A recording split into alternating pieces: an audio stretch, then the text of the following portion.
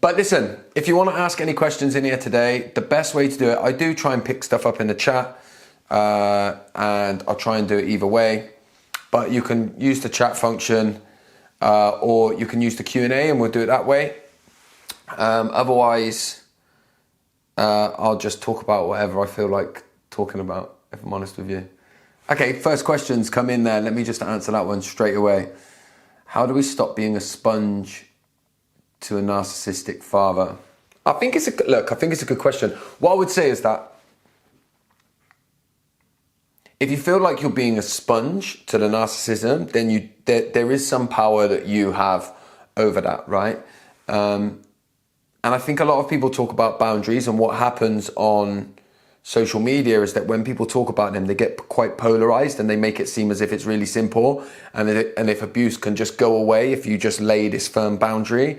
And I don't believe it works like that. So if you feel like you are being a sponge though, then what I'm taking from that is that you feel like you're taking on a lot of the toxicity, right? It's having a deeper impact on you.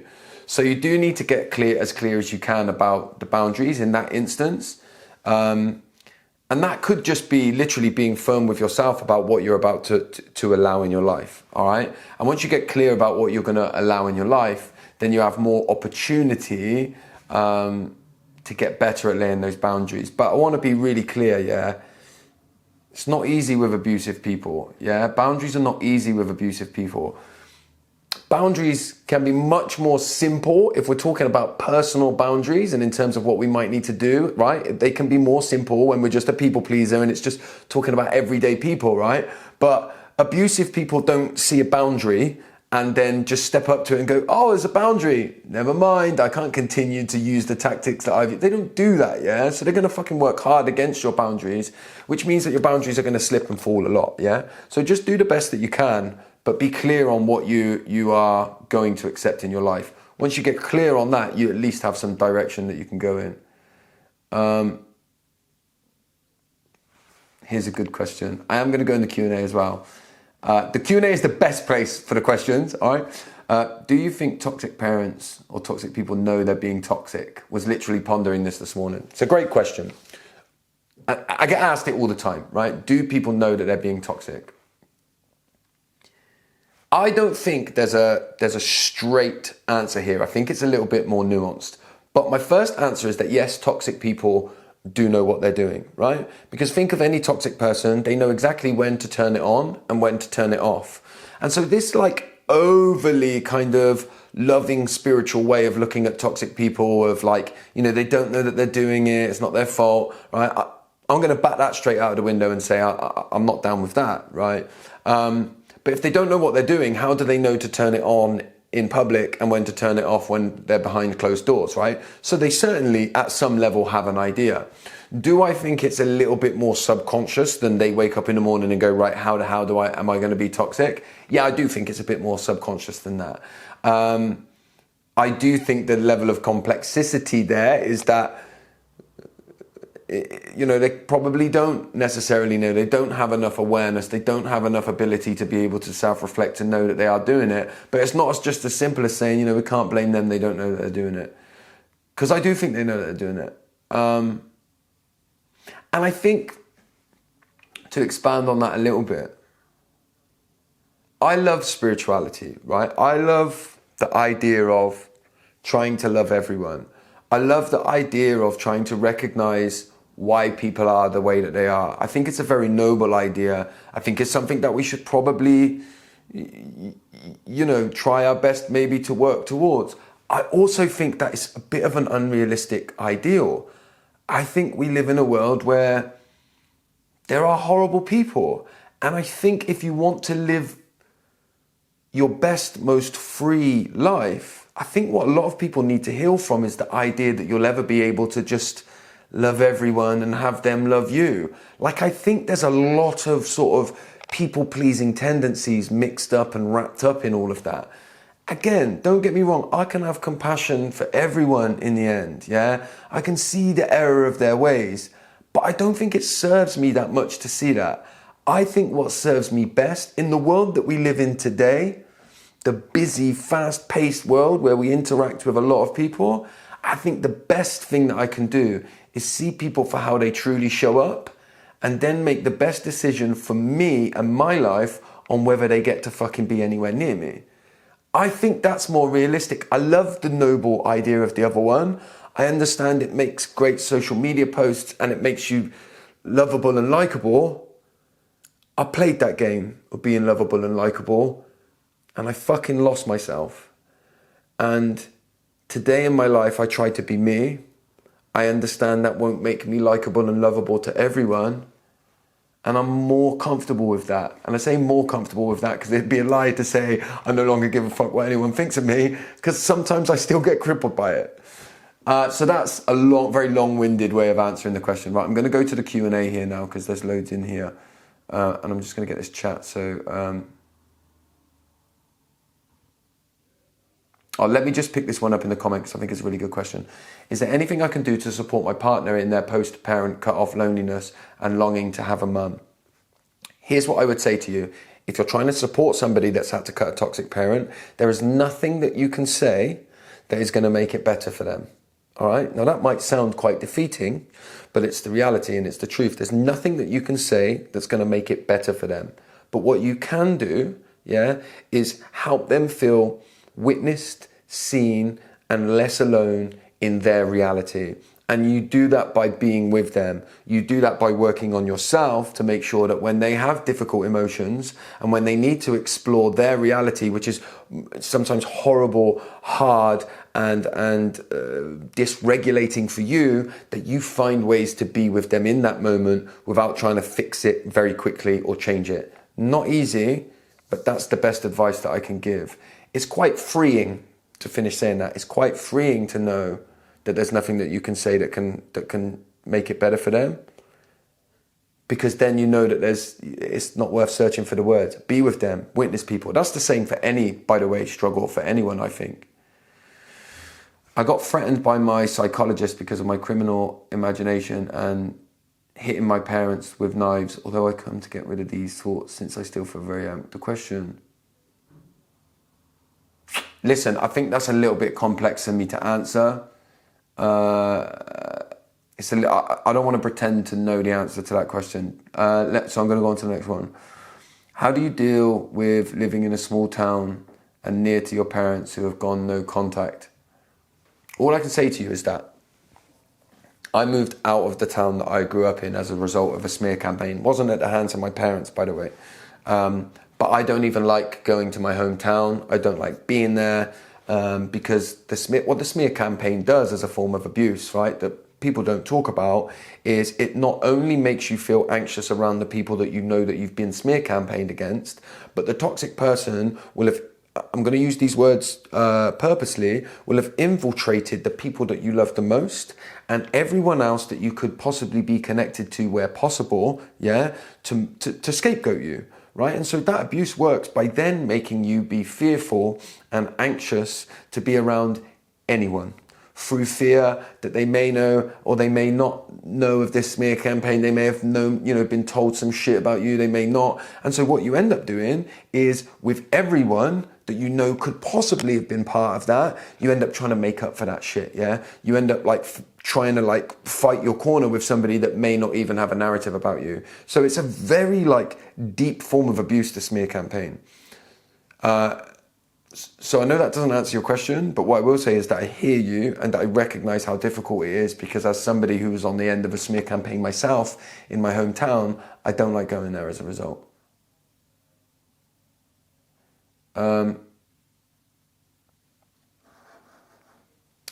Breaking generational curses on both sides. I'm just going to read some of these out quickly and then read them out loudly, all right?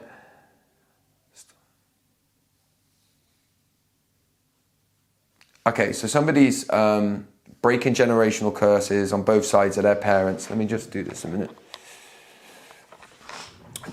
Breaking generational curses on both sides of their parents. And has had some horrible things done to them, and they're asking about how they get closure after cutting ties with a toxic parent. I don't know how reachable closure is. And again, look, I think that closure sometimes becomes this sort of spiritual, sort of social media type ideal, which is great. And we should, it's great if we can find closure and we can work towards it. But when we're talking about complex family systems and the way that these play out, closure is not always reachable. It's a bit like forgiveness and letting go, and how everybody, sort of pushes and heaps this on you as destinations that you need to reach, when actually ultimately they're not necessarily always reachable. So don't pressure yourself with closure, and find ways to live with what you have. Okay, that would be my answer to that. How do I negotiate my responsibilities to an aging Narc mother? She is truly alone, as she has made no healthy connections in her life, but I am so angry at her for her neglect and allowing the ongoing abuse that happens to me as a child, and it comes out sideways.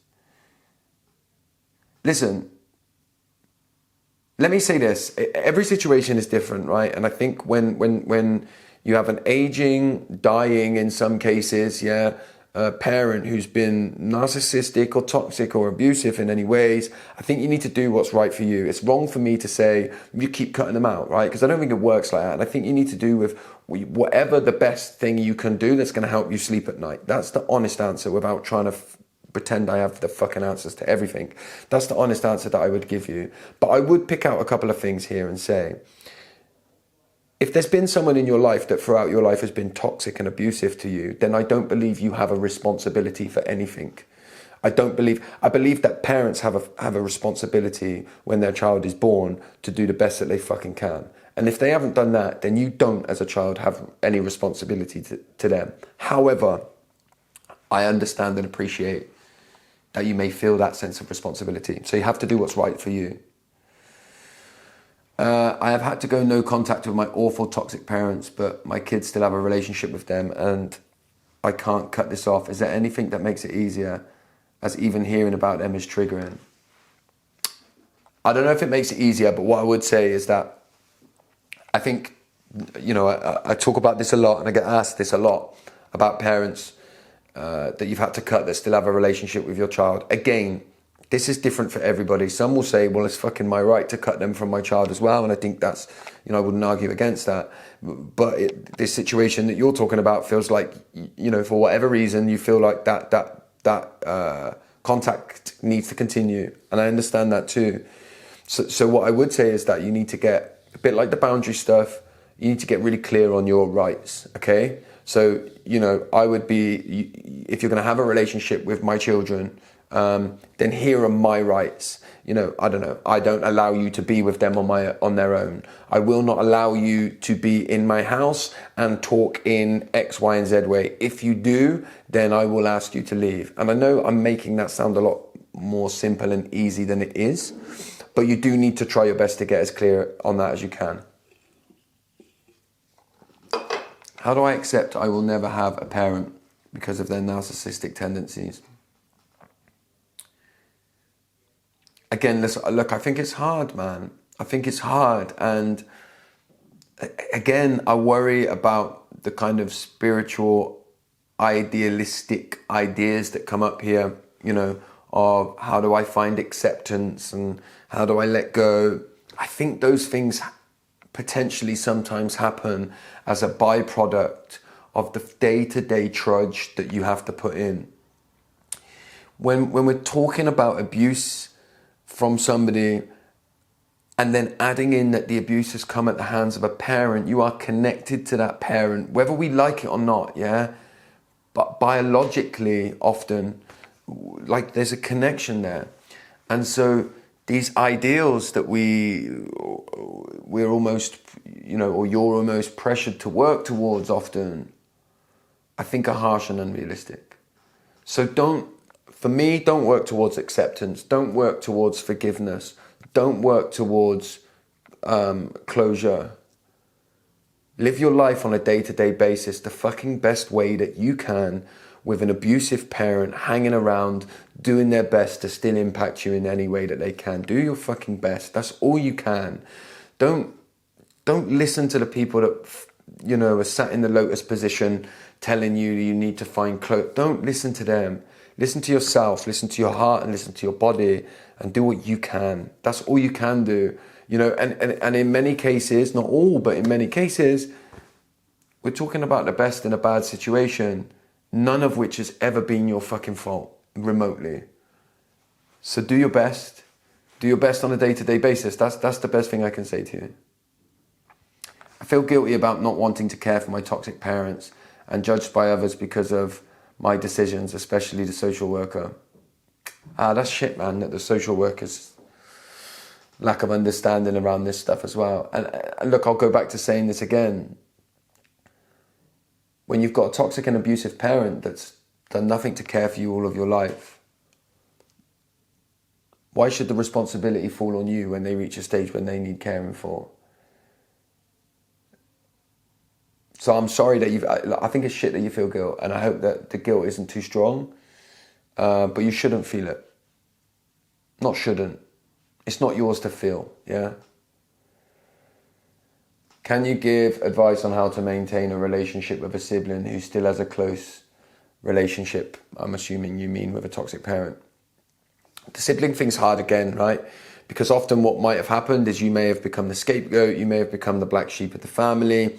But listen, and by the way, sometimes the siblings have started to take on that level of toxicity, and what they will do is protect, at least in a lot of cases, they'll protect the toxicity of the parent because they're not yet able or willing to sort of break out of that system yet, right? Okay. But if they have a level of desire to maintain a relationship with you, then again, get clear on your rights. Yeah, I really want a relationship with you as my brother or as my sister, but here's how it needs to happen with me, because what I experience is a level of toxicity with our parent, and so I'd love to continue a relationship away from you. If you know, look, I think if human beings can't hear that and can't work with you on that, then I don't know how much of you they deserve. My mum has been bad-mouthing me and making up lies about me, but is giving me the silent treatment when I pull her up on this. I'm struggling to not let it get to me. How do I move on from this? Yeah, listen, the silent treatment is a very strong form of abuse, right? The silent treatment is not, I'm not saying anything while I gather my thoughts, although sometimes when we do that to other people, they might experience it like people experience the silent treatment, right? But the silent treatment is the withdrawal of words and love and relationship and anything else in order to have power over you and to dysregulate you and to try and control you. Okay, so if you're asking me how do you move on when a toxic parent is giving you the silent treatment, I think you do your best to create the life that you can on a day-to-day basis, and you don't buy into that shit. All right, as much as possible, you work on building you and what you have over here, and you do that away from that over there. I'm using things I've done. Hang on, what have we got here? A parent is using things I've done for you a normal... Is using things I've done for you a normal response for a parent who is annoyed? I set boundaries. I think I understand the question. I've done a piece of content in the past. I got fucking battered for it. I got absolutely abused for it, where I said, if they say, after everything I've done for you... If they say, after everything I've done for you, you know, like they did, after everything I've done for you, I raised you from a very young age, yeah? Listen, I know all parents say that shit. I'm a parent myself. Sometimes I say to my kids, we just done all this and you're worried about that. Look, that's not what I'm talking about. I'm talking about something slightly different here. That regular, every time they do something remotely nice. Because, listen, I know toxic parents will do things like, pay for your college, yeah? Or they'll fucking pay for a bit of your holiday, or do a little bit investing in your fucking house or something like that, yeah? And that's about control. That's about control. And so I think if they regularly, every time they do anything good for you, say things like, after everything I've done for you, yeah? If they say that all of the time, then know that that is a toxic tactic, yeah? And it's different. And you're right to feel aggrieved by it. We got another one here. Okay, let me catch up in the chat here. My in-laws haven't seen our son in 8 years. My husband keeps trying to keep the relationship. Yes, hard, man, without full context, yeah? It's hard. It's hard without full context to be able to give you a proper answer. Families are complex. Yeah, family systems that we exist in are complex. And I feel for you. I feel for you if you're navigating that. Someone says here, where do I start with boundaries when it comes to a really toxic father? I live with him. This is the hardest one, man, when people are still living with them. I think, shit, man, I wish I could give you better advice or I wish I could reflect on this better than I'm going to be able to, but I'll do my best. I think you need to learn to protect your energy, right? How do you do that? Understand that there are parts of yourself, right? Understand that you can become a version of yourself that you need to be in that situation to get through it. If that means you become quite cold and calculated when you're at home, right? And it almost feels not very nice to you and it feels like you're not being very nice, you fucking do that. You do that because that's what you need to do, all right? You're navigating, assuming they're the type of parent that I'm talking about here, and I'm just going to take your word for it here, yeah? You're navigating toxic and abusive parenting in a situation that you can't get away from at the moment for whatever reason. Yeah, I don't know your age or anything, whatever. Yeah, it's irrelevant. So you do what you need to do. And yes, it might be that you become a version of yourself that's not very nice, that you wouldn't want to be anywhere else. But you're dealing with abuse here, all right? So you don't have to be a saint. You don't have to be a saint. I wish I could give you more, but that's what I'm going to give you.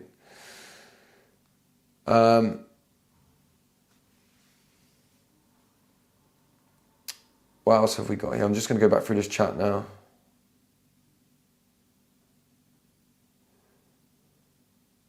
Oh, hang on, we got another question in here.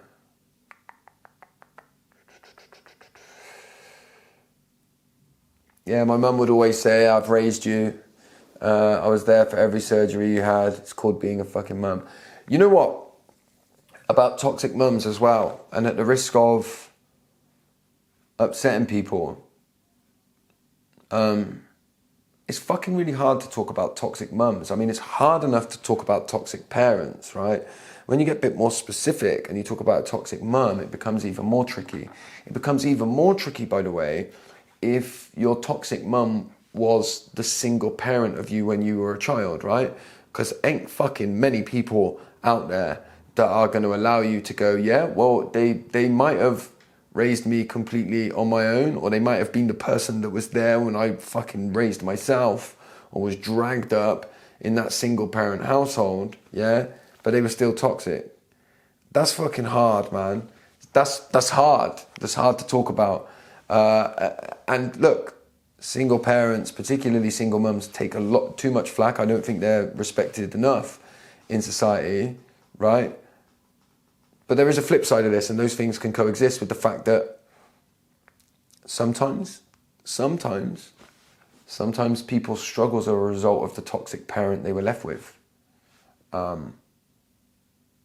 Fuck, man, like I feel my body going crazy even as I say that stuff because it's hard.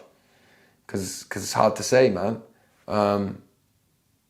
But listen, I try and talk about stuff that I can.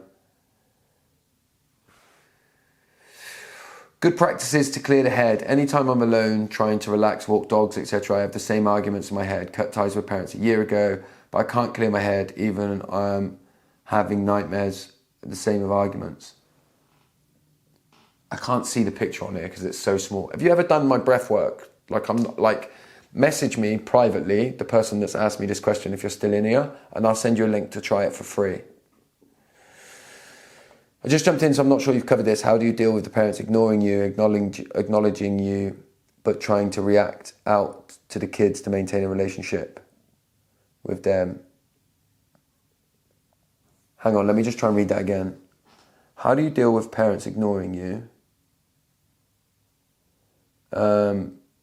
but trying to react out to kids, maintain a relationship?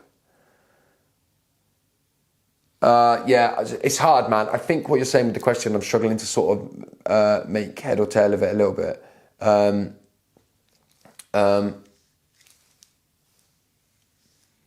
I think what you're talking about is the relationship with the kids, yeah, that your own kids, that they continue to have. Do you leave it? Do you stand out of it? Look, I think you're their parent, and we have touched on this already, but I'll touch on it again quickly.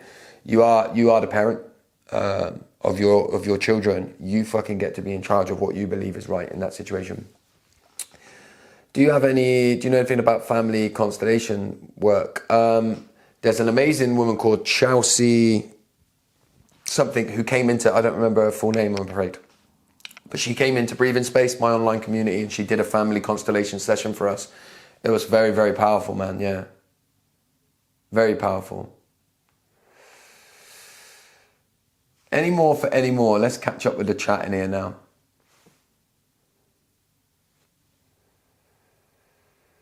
It's hard when you cut the narcissistic parent out of your life, but their voice and messages that have been programmed for decades still live. Yeah. I've done so much work and still see how it affects me. And in some ways, the more work that you do, the clearer you see how it affects you, yeah? And in some reason, that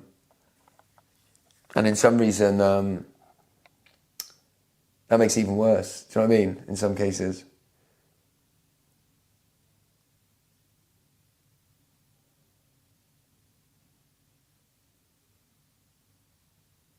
Sorry if I sound clueless, but what is a smear campaign? No, you don't sound clueless. It's a good question.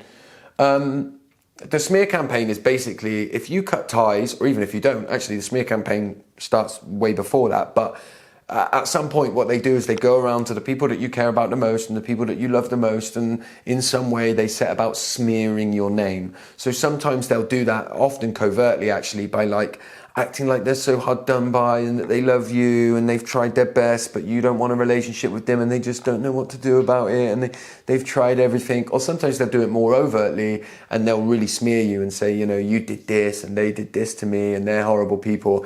And essentially it's a form of abuse that gets everybody that you care about and everybody that you love in your life to then cut ties with you or to sabotage your relationship with them. So it's a way of abusing you. It's often used when you've cut ties because it's a way of abusing you from a distance. They don't need any contact with you whatsoever to smear you.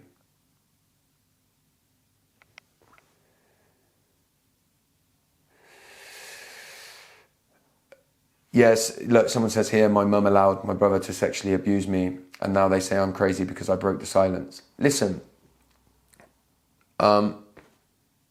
this system of what we call black sheeping people, what I'm calling black sheeping people, right? Where somebody speaks truth, they are labeled in a certain way that makes them seem like they're crazy, that makes them seem like they're the problem and they're the issue.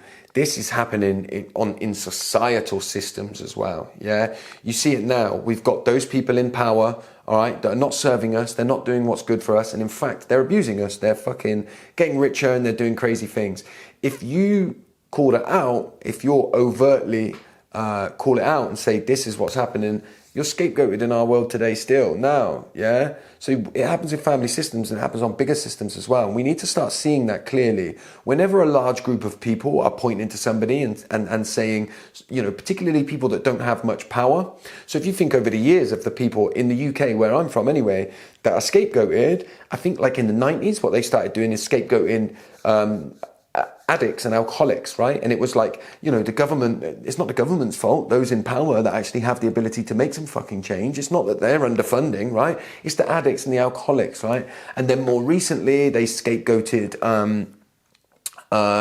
immigrants, right? And they would make everybody think, oh, they're the problem, I've got no money, and you know, I'm really, really poor and in poverty myself because there's too many immigrants taking the jobs or whatever, when fucking no, the people in power never looking at themselves, they scapegoat them. And then, dare I say, whatever you think about the recent thing that happened where we were all locked inside our houses all over the country, anybody that started to go, hang on a minute, they're fucking partying, they're getting richer, like, there's some issues going on here, was labeled a conspiracy theorist very quickly. So whenever people that are lacking in their own power start to talk about how those in power are operating, whenever they're labeled as anything or made to feel like they're crazy or they're stupid, my first thing is to think, hang on a minute, let's listen to them. Let's listen to them because they ain't got no power and what they're saying may hold some truth, yeah? And I think anybody that's been through abusive systems sees this stuff a little bit clearer. And once you break through of the abusive system you're in, what you find is that, as horrible as this is, we exist in a fucking broader abusive system where the same patterns play out, the same systems play out. Right, I'm going to do one more. There seems like there's more questions in here.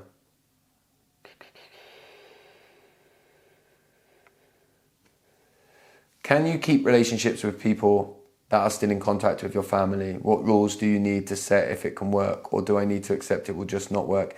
Depends how enmeshed with them they are, right? Of course you can have relationships with people that are still in relationships with toxic people. You will need to be clear in your own mind of what's acceptable to you. And that's different to everybody, okay? You know, how close can you sit to that fire without it burning you? That's different for everybody, all right? I think in some cases you will need to accept it. It just doesn't work. And that's okay too, you know? So, yeah, I hope that answers the question. Right, I'm going to do this last one. How do you break down someone who would rather be morally right and unhappy versus bending morals to be happy? For context, I said I'd call within an hour, got sidetracked on an Easter egg hunt with the kids. Instead of chasing, he waited till I'd failed and then sent a shitty message after 4 hours.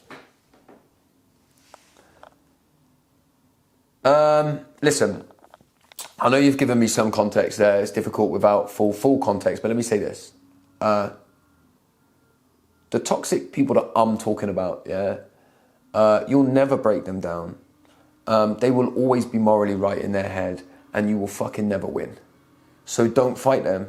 Don't fight them. Listen, if you want to fight them, I ain't against people doing it, you know, and the best practice is to fucking stay away from them and don't fight them. But I understand that sometimes, actually, nah, you want to stand in your defiance and say something. But no, if you do, you will not win. Yeah, you will not win. They will come back. They'll come back harder and more.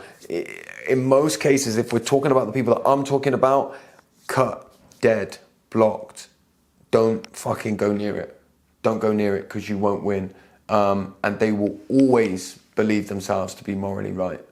And they will always make sure they have the last word. I'm going to tie it up here. It's been good. How long have we been on? No idea. I don't even know how to check. Oh, I've got a timer over there. Yeah, half an hour. Very good. Listen, I really enjoyed this. Enjoyed, right word? I do. Look, I love being able to just come on here and answer questions and give a space. I love, by the way, how much of a community space Instagram has sort of felt like it's become with my content and stuff. So I really appreciate it.